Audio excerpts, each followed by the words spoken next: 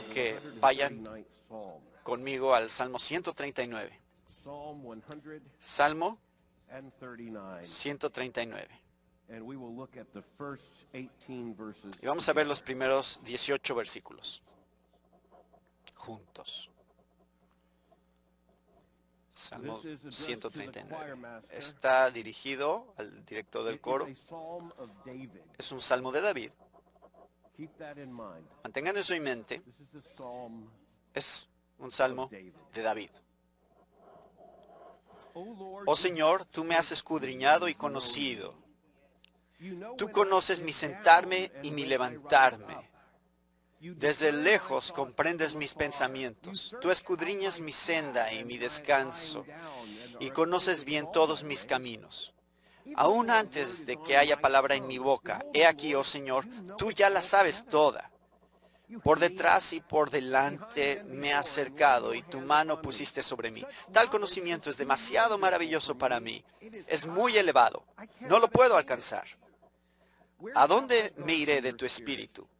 ¿O a dónde huiré de tu presencia? Si subo a los cielos, he aquí, ahí estás tú. Si en el Seol preparo mi lecho, ahí estás tú. Si tomo las alas del alba y si habito en lo más remoto del mar, aún ahí me guiará tu mano y me asirá tu diestra. Si digo, ciertamente las tinieblas me envolverán y la luz en torno mío será noche, ni aun las tinieblas son oscuras para ti, y la noche brilla como el día. Las tinieblas y la luz son iguales para ti. Porque tú formaste mis entrañas. Me hiciste en el seno de mi madre. Te alabaré porque asombrosa y maravillosamente he sido hecho. Maravillosas son tus obras y mi alma lo sabe muy bien. No estaba oculto de ti mi cuerpo cuando en secreto fui formado y entretejido en las profundidades de la tierra. Tus ojos vieron mi embrión y en tu libro se escribieron todos los días que me fueron dados, cuando no existía ni uno solo de ellos. Cuán preciosos también son para mí, oh Dios, tus pensamientos. Cuán inmensa es la suma de ellos. Si los contara, serían más que la arena. Al despertar, aún estoy contigo. Este pasaje de la palabra de Dios es más majestuoso. Captura nuestra atención de inmediato. Es primeramente un testimonio de la soberanía y de la omnisciencia de Dios, de la identidad de Dios como creador. Y vamos a ir a este texto pronto, pero antes de ir ahí, vamos a ver un momento. Vamos a ver el momento. ¿Dónde estamos ahorita en este punto de la santidad de la vida, este tema? Estamos en un lugar sorprendentemente más amenazante de lo que pensábamos hace unas semanas o meses. Estamos en un lugar de amenaza sin precedentes a la dignidad de la vida humana.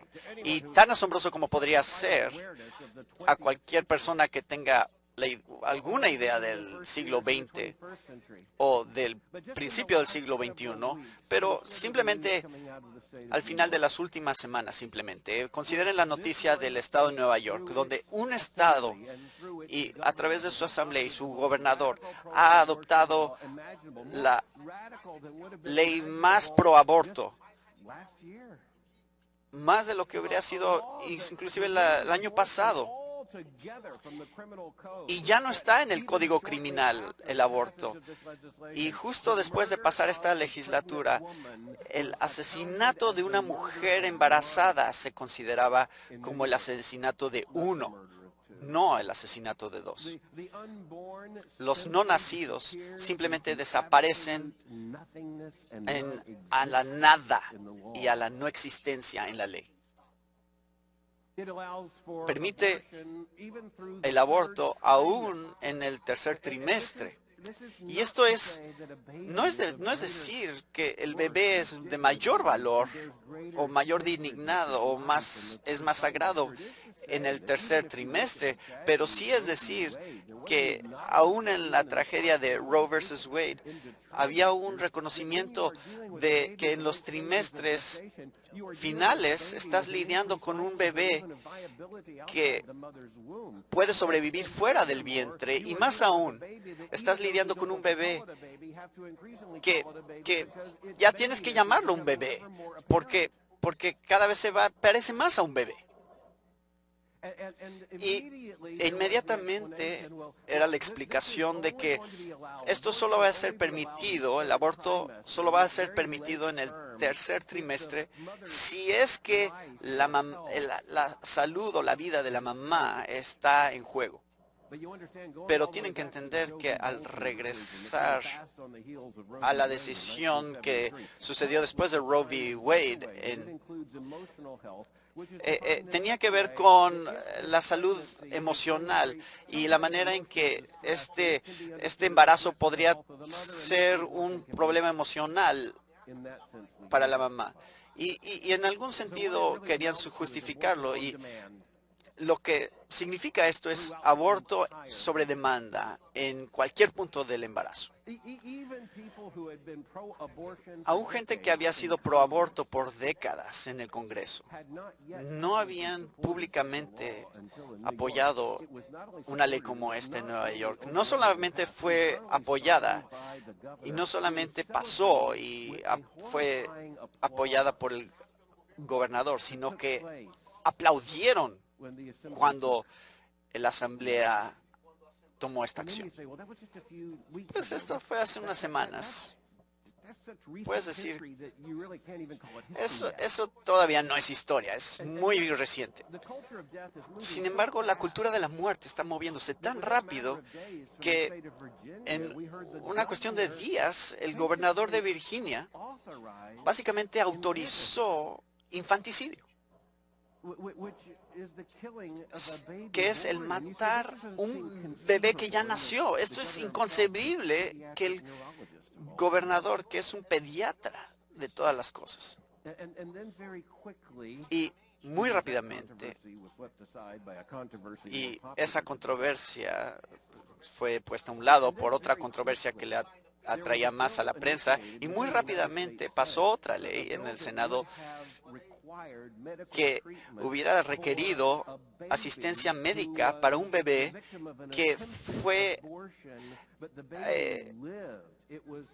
que sobrevivió de un aborto que se le trató de hacer. Pero imagínense, un bebé que ya nació tenía derecho a protección, a asistencia médica, pero falló esa ley. Y ahora nosotros somos ese país. Ahora somos ese país. Gente que vivía en Nueva York decían, nosotros no somos como Nueva York, pero ahora esto es quien somos en Estados Unidos como nación. Estamos en una edad raquital en que la santidad de la vida está siendo amenazada, y no solamente en el tema del aborto al principio de la vida, sino también al final de la vida, como vamos a ver en un momento, y como vemos en las noticias sobre eutanasia. Estamos viendo en la prensa una cultura total del aborto, en el que el aborto se vuelve tan normal en la cultura que no tiene ninguna restricción en las leyes y está siendo normalizado moralmente en una sociedad secular, en un sentido en el que se espera que simplemente es la opción esperada para cualquier razón en la que un bebé no sea deseado. En esta cultura de total aborto no habría ninguna restricción. Y noten lo que está sucediendo. Cada vez que una legislatura adopta una restricción de sentido común, la cultura del aborto no puede admitir ninguna restricción con esta idea de el derecho de matar a un bebé. Las restricciones que existen cuando hay un latido de corazón y lo que sabemos que es la experiencia de un bebé pudiendo tener dolor. Esto se están oponiendo a esto en esta cultura en la que están siendo muy enfáticos. En el año 2003, el Congreso pasó esta ley, el presidente Bush pasó esta ley de el aborto parcial. Y si recuerdan lo que es el aborto parcial y el horror que es dejar la cabeza de un bebé dentro del canal y con un cuchillo matar al bebé para poder sacarlo y llamarlo aborto y no asesinato. La gente americana confunden estas cosas y no pueden creer que pasó esta ley en el Congreso y pasó apenas por poquito. Y entonces, si hubieran tenido un presidente diferente, nunca hubiera sucedido y todavía seríamos esa nación que sería caracterizada por la aceptación del aborto parcial. Pero somos la nación que está regresando en esa dirección con otras técnicas. Y en esta cultura del aborto total significa que no hay ningún costo. Unos años después de esta decisión de Roe versus Wade, pasó en otra legislación que tenía que ver con la división que había en la población sobre este tema y tenía que ver con los impuestos.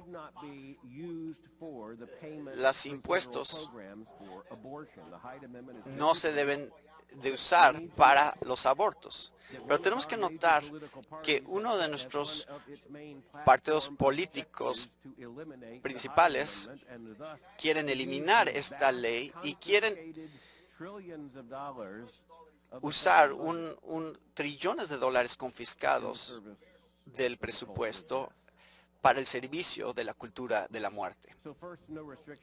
Primero, sin restricciones, no hay costo y no hay vergüenza. Y esto es algo que se ha avanzado en los últimos años porque hay un esfuerzo de normalizar, de crear una situación en la cual el aborto no es escandaloso ni problemático y se vuelve la nueva norma, lo nuevo que es normal. Y hay un esfuerzo de normalizar esto. Y las celebridades de Hollywood quieren presumir sus abortos. Y el argumento moral de que si estamos avergonzados significa que hay algo de lo cual debemos estar avergonzados, extrañamente. Y el argumento es, tenemos que demostrar que no hay razón para tener vergüenza y debemos salir y estar orgullosos de nuestros abortos para ser un modelo para otros de cómo pueden ser liberados también a través del aborto.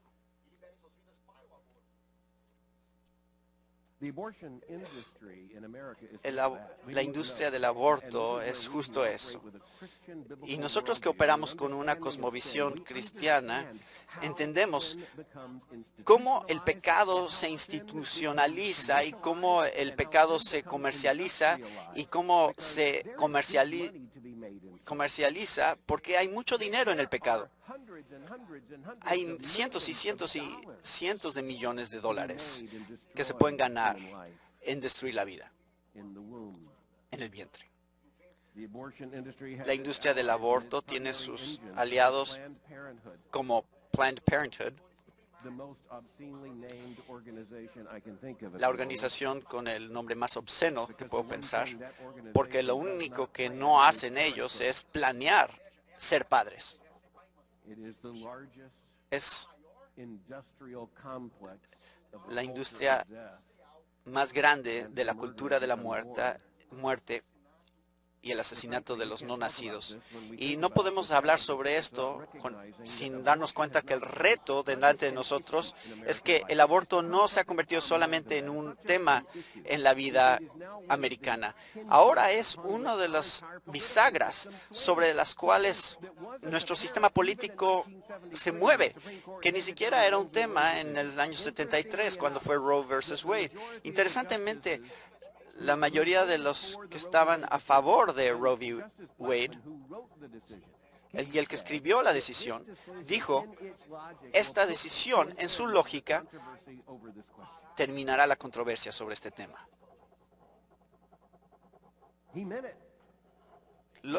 Quería decirlo en realidad cuando lo dijo, porque representaba un grupo muy elitista y pensó que la gente americana se alinearía, pero no lo hicieron. Y tenemos que reconocer que ha habido un cambio.